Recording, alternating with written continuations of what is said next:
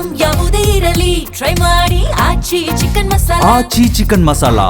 ರಾಯಚೂರು ಜಿಲ್ಲೆಯಲ್ಲಿ ಮಳೆ ಕೊರತೆಯಿಂದಾಗಿ ಜಲಾಶಯ ಹಾಗೂ ಕೆರೆಕಟ್ಟೆಗಳು ಸಂಪೂರ್ಣವಾಗಿ ಖಾಲಿಯಾಗ್ತಾ ಇದ್ದು ಇಡೀ ಜಿಲ್ಲೆ ಭೀಕರ ಬರಗಾಲದ ಭೀತಿಯನ್ನು ಎದುರಿಸ್ತಾ ಇದೆ.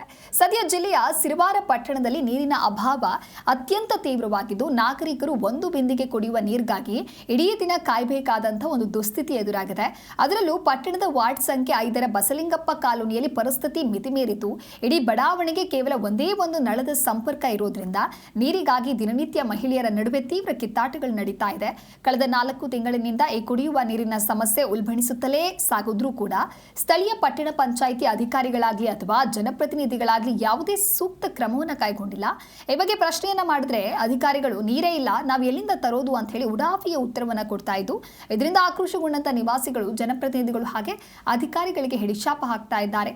ಒಟ್ಟಾರೆ ಮಳೆಯ ಕೊರತೆ ಹಾಗೂ ಖಾಲಿಯಾಗ್ತಾ ಇರುವ ಜಲಮೂಲಗಳು ರಾಯಚೂರು ಜಿಲ್ಲೆಯನ್ನ ಮುಂದಿನ ದಿನಗಳಲ್ಲಿ ಇನ್ನಷ್ಟು ಭೀಕರ ಬರಗಾಲದ ದವಡೆಗೆ ತಳ್ಳುವಂತ ಆತಂಕ ಸೃಷ್ಟಿಸಿದೆ.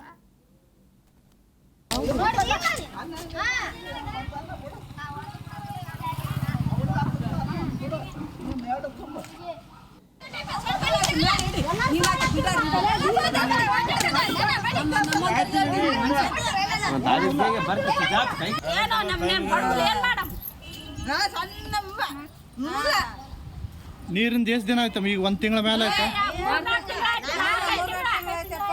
ನಾಳೆ ಪರಿಸ್ಥಿತಿ ಹಿಂಗೈತೆ.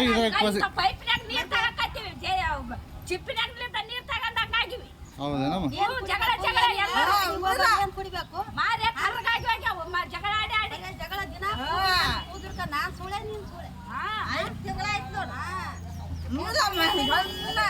ನಮ್ಮ